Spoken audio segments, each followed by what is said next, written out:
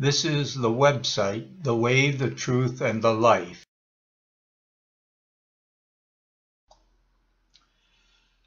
I have a friend that has a 12-year-old daughter.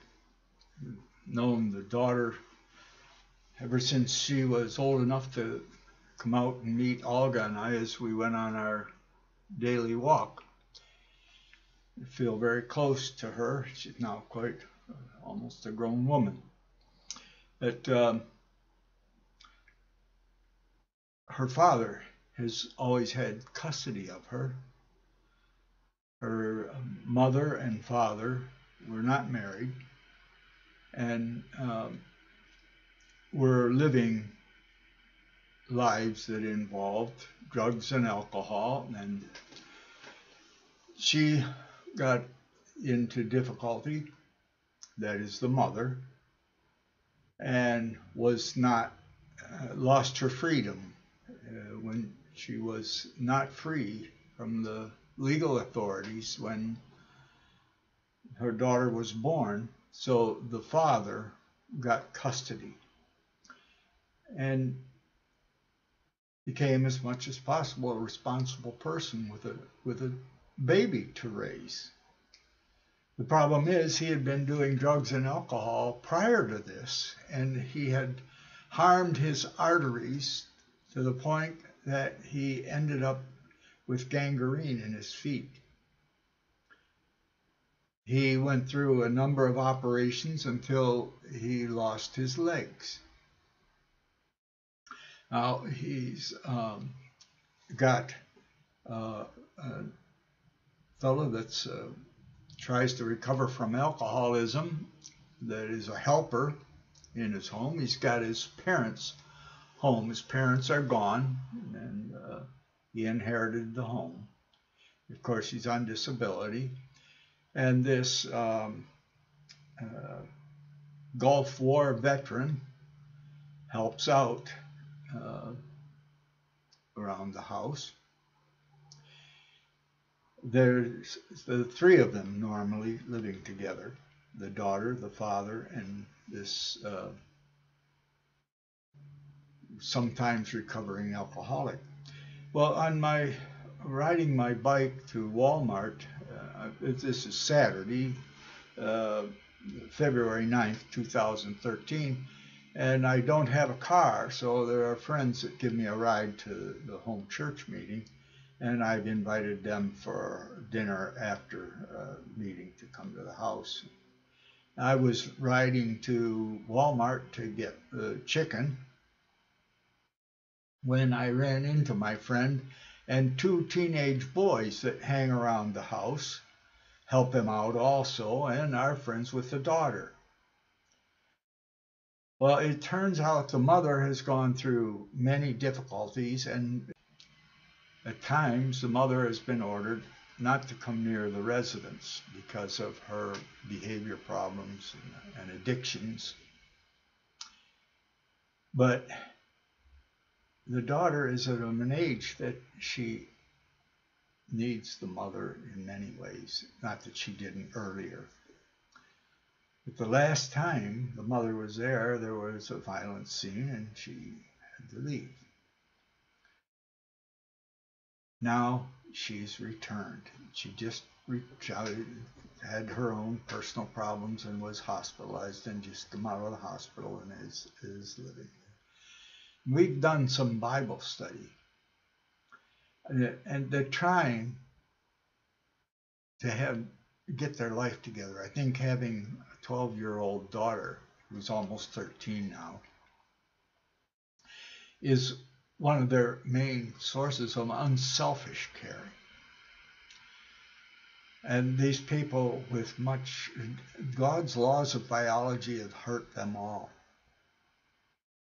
terribly. The father, no legs anymore. And we've had a couple Bible studies together. And today, as I was riding my bicycle, as I said, to get the things for dinner tomorrow, this friend without legs, and the two young boys that hang around his place were on their way also going to Walmart down the main street here. And we talked. And the mother just returned. We had talked about and had a few Bible studies without her. But I'm encouraging them to have a home Bible study. And I have good reason for this, and I want to share that idea with you, the insight with you, as I was talking to them. I'm 73 years old. I've loved my children and grandchildren. They've been a large source of heartache. My children were taken from me at 7, 8, and 9 and returned to me with resentment, 21, 22, and 23 when their mother died. But with that in the background, I'd like to see them be able to get their lives together. And why study the Bible? It's for one simple reason. We know that the homes are broken down. We know that something's broken. The crime rate and the suicide rate, the drug addiction rate, the alcoholism rate, whatever you want to look at, the autism rate. Okay. Before the World War II and women's liberation here in America, in Europe it was earlier. The French Revolution was largely a women's liberation movement. And Russia, the Communist Revolution, and the homes are broken down, and the child expectations are broken there also. They're in worse condition than in America, except some places like Germany, where they had, up until last year, laws that the mother had to stay in the home until the child was 5 or 6 and in school. But they've done away with that law, as they say, last year. But and you will see the effects on the ability of Germany to be productive and competitive in future years. But that's a side point. Why study the Bible? Well, what was the source of the strength of our culture? It was the family with elders. China, with its respect for elders, it was farm families working together, the children raised in fellowship, being part of a productive unit which had ownership and responsibility. The same thing in America, but it's gone. They've moved into apartments, and the farming is being done by machinery, and it's an industry. So there's no more elders, no more respect for the elders to teach the wisdom of the past out of the love for the children and grandchildren and great-grandchildren. Here's where the Bible comes in.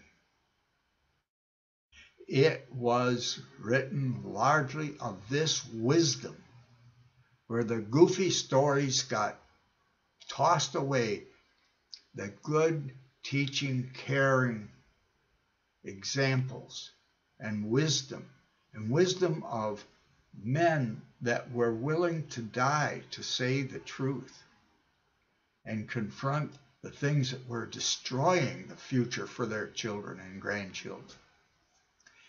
So this is why the Bible is important. It doesn't mean that we understand what we read, because a description of a thing is not the thing. The example I gave to the boys who are invited to the Bible study is like a bunch of blind people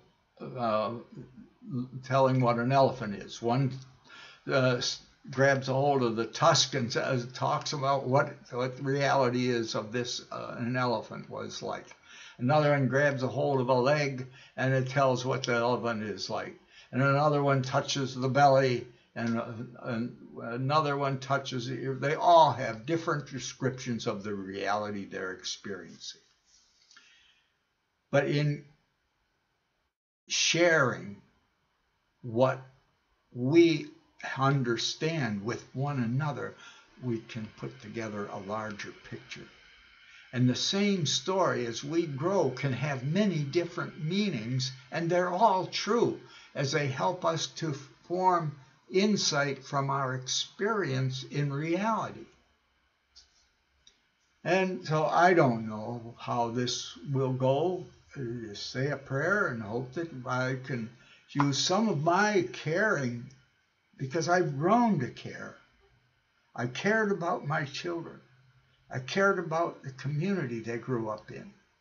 I cared about the world that they had to go into, and the schools that they had to go to. I care about the universities and what they're doing to our young people, and the schools with 20, 30 children that have to sit down and shut up and can't explore anything. It's a crime against humanity what we're doing to children, but that's a whole nother story. Why study the Bible? Because it's out of love. The wisdom of the elders was written down once they got language to put it in. So you can read Proverbs and Psalms and Job and all of these ancient stories. Job was a story going back before written language. Genesis was. The first 5 books were written by Moses. Before that, they were carried on as wisdom of the elders from generation to generation, word of mouth. And the nonsense got dropped. That's a bit of the wisdom from Bruno Bettelheim, a man who worked to try and confront the causes of autism. Thank you. This is the ending message. This is the website, The Way, the Truth, and the Life. These are the guest rooms in our 3 homes, New York, Florida, and Russia. They are prepared for those messengers that Jesus prayed for in Luke chapter 10. And he gave them the instructions. Reading from Luke chapter 10, verse 1. After these things the Lord appointed 70 other also, and sent them 2 by 2 before his face into every city and place whither he himself would come. As Jesus said in Matthew chapter 18, verse 20, where 2 or 3 are gathered in my name, I am with them. Verse 2, therefore he said unto them, the harvest is great, but the laborers are few. Pray ye therefore the Lord of the harvest that he would send forth laborers into the harvest. This is Jesus praying for more servants and asking us to do the same. Verse 3, go your ways. Behold, I send you forth as lambs among wolves. Verse 4, carry neither purse nor scrip, nor shoes, and salute no man on the way. Verse 5, and into whatsoever house ye enter, first say, peace be to this house. Verse 6, and if the Son of Peace be there, your peace shall rest upon it. If not, it shall return unto you again. Verse 7, and in the same house remain, eating and drinking such things as they give, for the laborer is worthy of his hire. Go not from house to house. Verse 8, and into whatsoever city ye enter, and they receive you, eat such things as they set before you. Verse 9, and heal the sick that are therein, and say to them, the kingdom of God has come nigh unto you. Verse 10, but into whatsoever city ye enter, and they receive you not, go your way out into the streets of the same, and say, verse 11, even the very dust of your city, which cleaves on us, we wipe off against you. Notwithstanding, be ye sure of this, that the kingdom of God has come nigh unto you. Verse 12, But I say unto you, it shall be more tolerable in that day for Sodom than for that city. In closing, remember Matthew 18, verse 20, where Jesus said, For where 2 or 3 are gathered together in my name, there I am in the midst of them.